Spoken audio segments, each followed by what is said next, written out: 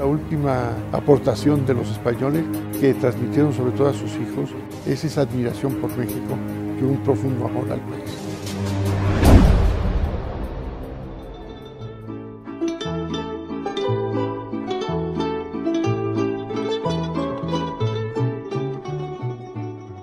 La Europa en guerra de la primera mitad del siglo XX era ciertamente distinta y lejana de cómo se veía el México de entonces. Una desilusión, porque yo en Francia leía unas novelas de un novelista francés, Gustave Aimard, que escribía historias del oeste y hablaba de México, y todo sucedía en la frontera entre México y Estados Unidos, y yo venía aquí esperando que ya en la estación de Buenavista iba a estar el caballo esperándome y iba a vivir la aventura, las mismas aventuras que había leído. Y me encuentro con una ciudad mucho más moderna de las que yo conocía, con unos coches estupendos, una desilusión. Esto no, me han engañado, esto no. Yo llegué a los 9 años aquí y para mi desgracia hablaba muy mal el español porque había recorrido todo el norte de África donde el idioma de los dominadores que eran los franceses era el francés. Entonces en las poquitas escuelas que pude ir en todo este peregrinaje ya y con mis amigos chiquitos y tal y cual, cuando llegué a México hablaba muy mal español. Hombre, se acabó, pues se acabó, pues se acabó, pues se acabó. No, tampoco me vas a gritar. Y usted tampoco me va a gritar a mí. Pues juega, no, malo. Mira, mira el cabeceo, mira el cabeceo. Y arráncate nomás. Mira el cabeceo y mira. ¿Qué? Aquí hay, ¿qué hay? Aquí hay galletas. Aquí hay, ¿qué hay? Aquí hay pan francés. Al único que conocía yo de México era Cantinflas. Ya había llegado alguna película de Cantinflas a Madrid siendo yo niño. Evidentemente no vi, pero sí estaban los cartelones. Digo, pero no había para ir al cine. Empezamos por vivir en un hotel en la calle de Isabel la Católica, el Hotel Isabel. Todavía está. Y nunca me olvidaré porque se comía pura comida española. Como decirte, o sea, no perdimos la costumbre de lo que estamos acostumbrados en España a comer, ¿no? Al cabo de pocos años, la comunidad española en México rebasará las 25,000 personas. Lo mismo arribaron obreros, operarios, carpinteros, intelectuales, académicos, cineastas y escritores. En el mundo más letrado llegan muchos maestros, muchos profesores de escuelas primarias y secundarias, porque la República tuvo una especial atención a la educación y creó escuelas, fomentó la educación pública. El mundo de los docentes de esos niveles primario y secundario fue un mundo muy partidario de la República. De modo que al terminar la guerra, muchos profesores también salen al exilio, muchos maestros salen al exilio. Tanto es así que, como sabemos en México, y es un caso muy excepcional, se fundan escuelas del exilio, colegios del exilio.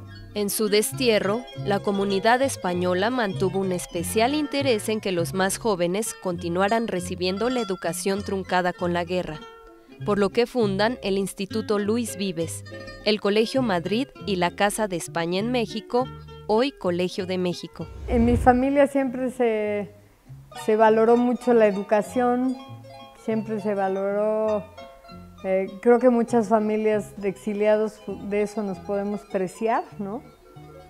No todas, ¿no? También, bueno, creo que esta llegada de grandes intelectuales, profesores, también ha sobredimensionado mucho esto, aunque sí hubo mucha gente que aportó mucho a las instituciones mexicanas, pero creo que más bien llevamos unos como valores muy importantes de darle mucho valor a la educación, a la lectura. El obstáculo laboral era el de cualquier otro migrante. Ejercer la misma profesión que ejercían en España no fue siempre posible. A mi padre le dieron a escoger si quería hacerse mexicano o revalidar sus estudios. Ser mexicano, porque dijo, llevaba 8 años sin papeles. Yo lo que necesito son papeles. En cuanto yo sea mexicano, pues veré cómo arreglo el asunto en México. O sea, digo, no será tan difícil. Si hice una guerra, pues seguramente podré arreglar el asunto en México, ¿no? Y sí, se hizo mexicano, se naturalizó mexicano. Cuando llegaron a México, los refugiados españoles, como muchos migrantes, ¿no? No tenían permitido participar en política, muchos no pudieron rescatar su oficio, ¿no? Él no podía ser periodista serio, tan serio como era, porque escribía de cosas políticas y hacía unos análisis impresionantes de la realidad española.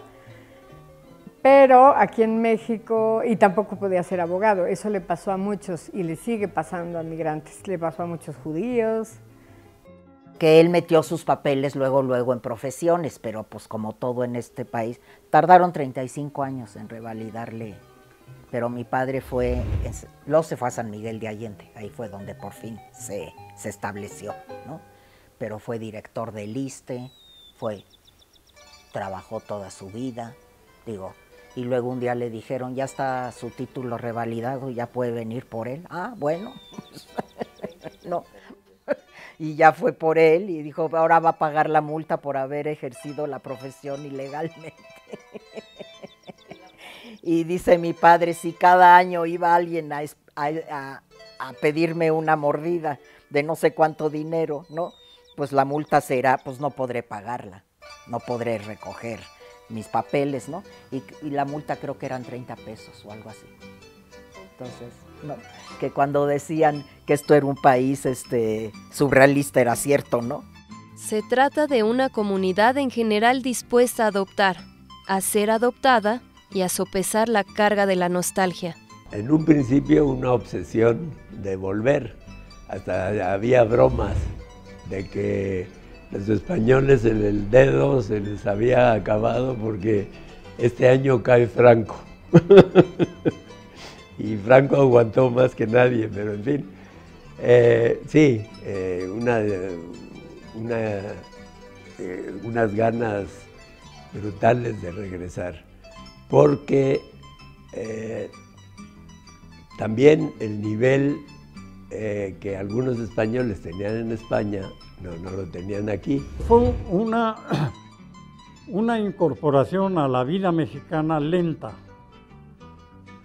porque entramos a estudiar en colegios españoles y entonces todos nuestros amigos eran españoles y en las casas de los amigos y en la nuestra solo se hablaba de España y entonces estábamos viviendo una España ya imaginada por nuestros mayores y pues no compartíamos el México en combinación con la población mexicana, porque se organizó un gueto que todavía las reminiscencias quedan en este momento. Y aquí está la prueba. Estamos 3 y nos veíamos en el Café La Habana, un grupo, todos refugiados españoles. Yo estoy integrado, para que no perdamos tiempo. Mira, mis amigos, a lo mejor tengo amigos socialistas, comunistas, todos se han casado con españolas. O sea, no se han casado con mexicanos. El más integrado de todos soy yo. Así para no perder el tiempo. También parte del exilio son esa primera generación nacida en México, que también se va a educar en muchos casos en los colegios del exilio. Siempre están pensando un poco volver a España cuando creen que Franco va a caer como caen Hitler y Mussolini. España va a volver a ser una España democrática, una España republicana. ¡Asesino! ¡Franco! ¡Fascista! Todo el mundo estaba pensando que iba a regresar a España porque se iba a acabar la dictadura pronto y no, duró mucho y se murieron aquí, ¿no? Y nacimos nosotros completamente mexicanos porque nacimos después de décadas que seguía la dictadura, ¿no? Hay muchas historias trágicas también, ¿eh? Yo creo que esas pues no nos enterábamos mucho porque luego hay gente que nunca se adaptó, porque eso de que todo el mundo se adaptó y estaba, pues no, hay gente que cada día decía, mañana cae Franco y yo me voy a España, que esperó 40 años a que Franco cayera, ¿no? Con la maleta hecha.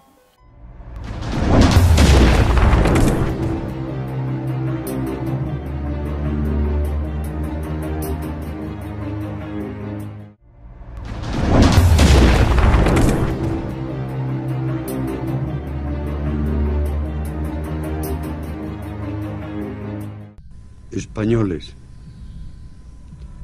Franco ha muerto. Transmite Radio Nacional de España en conexión con todas las emisoras españolas. Su Excelencia el Jefe del Estado, Generalísimo Franco, ha fallecido.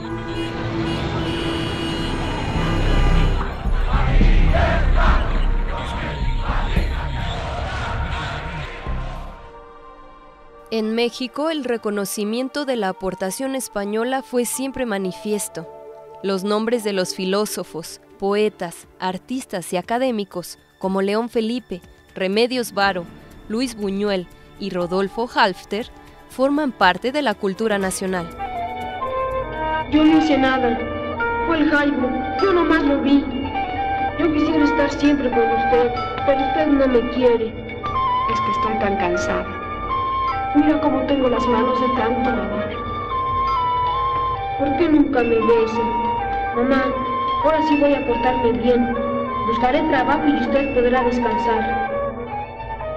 José Gauss, uno de ellos, hablaba de la lógica del transterrado, que es una expresión bellísima, cómo la tierra se lleva consigo a otro lugar y es como si volviera a nacer, como si se volviera a cultivar y obviamente a volver a dar frutos propios. Es fantástico lo que el exilio español poco a poco fue gestando en el camino.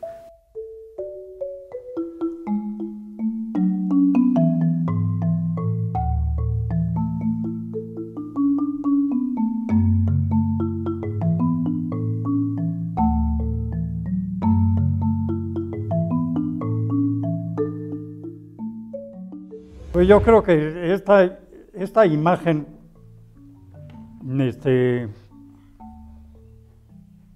muy buena imagen que tiene la inmigración española en el país, en México, obedece más a los mexicanos que a los españoles. Los españoles aportaron lo que traían, eran catedráticos, eran profesionales, eran médicos, ingenieros y aportaron. Los que recibieron verdaderamente con emoción y con un cariño que se ve constantemente todavía hasta la fecha, de recuerdo de las aportaciones de los refugiados españoles a la vida mexicana, sobre todo la incorporación en la universidad, en el Colegio de México, y en las distintas profesiones, y que todavía México lo recuerda todo el tiempo. Nosotros no nos juntamos para festejar nada, ¿no? Estos festejos los hace México en reconocimiento a esta aportación que hicieron estos españoles, que evidentemente eran gente que venía ya muy hecha. En la universidad, pues imagínate, estoy en el grupo de arquitectos españoles, es decir, digo, ha habido desde arquitectos como Benlliure, como Candela. Candela es internacional, para que te des una idea.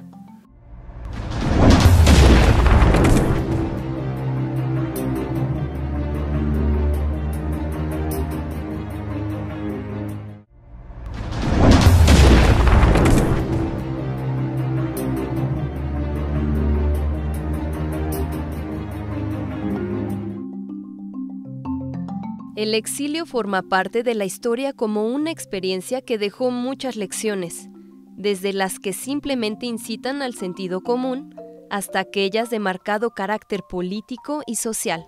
Nos acostumbraron a comer siempre todo lo que estaba en el plato sirviéndolo. Entonces yo todavía no me acostumbro a que alguien te deje comida en un plato. O sea, eso es para mí aberrativo. A mis hijos les enseñé siempre que lo que se sirve en el plato se tiene que comer. Y si no, no te sirvas tanto.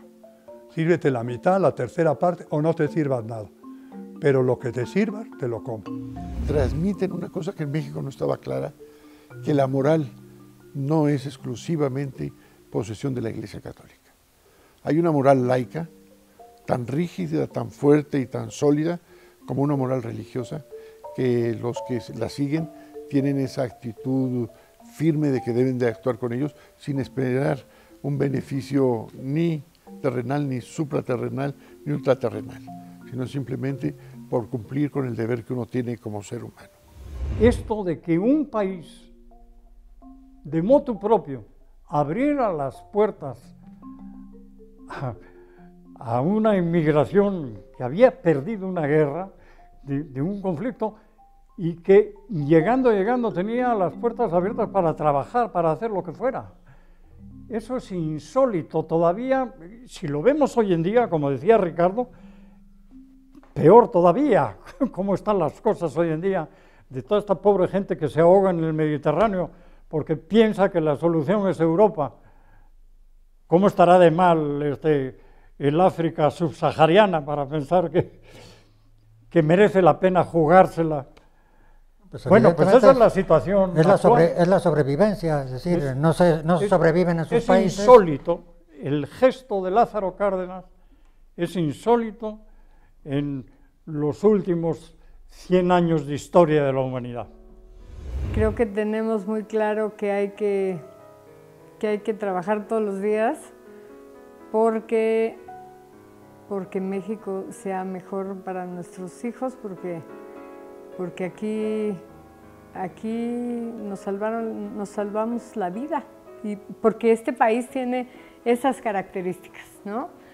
Sí creo que a veces estamos aquí peleándonos, ¿no?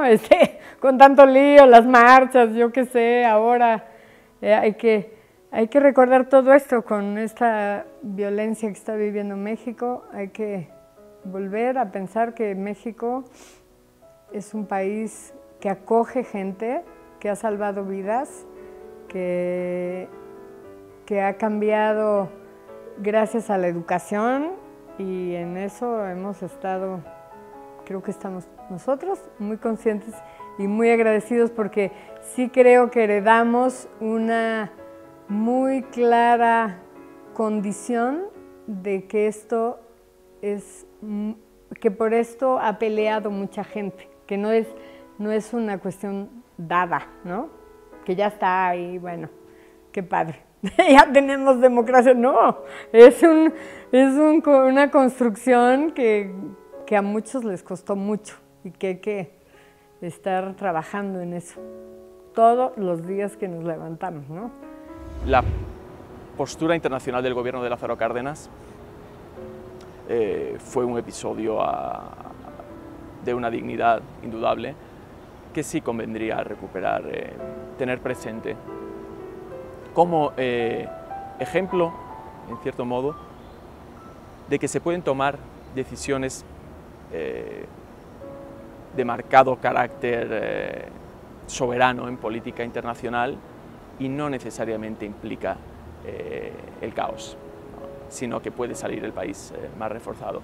Otra cosa que dejaron muy clara es la fragilidad de las instituciones democráticas y republicanas. Un gobierno como el republicano, que había ganado las elecciones, que tenía toda la legitimidad de origen y de ejercicio, que estaba luchando en su país, que estaba estructurando un nuevo Estado, que estaba propiciando un cambio positivo social, de justicia social en su país, de pronto por unas causas externas, ajenas y de fuerza, terminan con la democracia y terminan con la república. Entonces hay que estar siempre muy pendientes y muy atentos de que las instituciones republicanas hay que defenderlas día a día, hay que protegerlas día a día y que tenemos que luchar permanentemente para conservarlas. Es un episodio que por fortuna se está recordando, se está poniendo al día y que hoy mismo nos da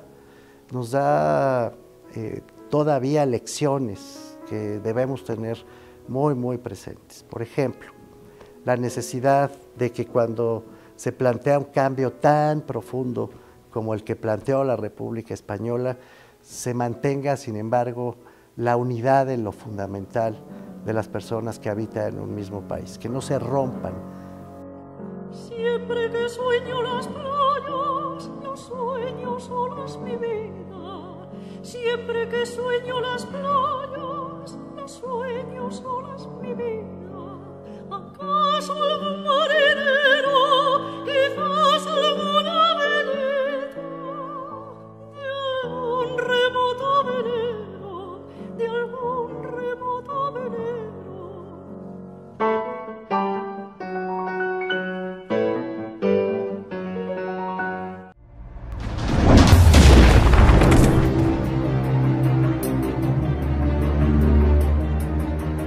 La última aportación de los españoles que transmitieron sobre todo a sus hijos es esa admiración por México y un profundo amor al país.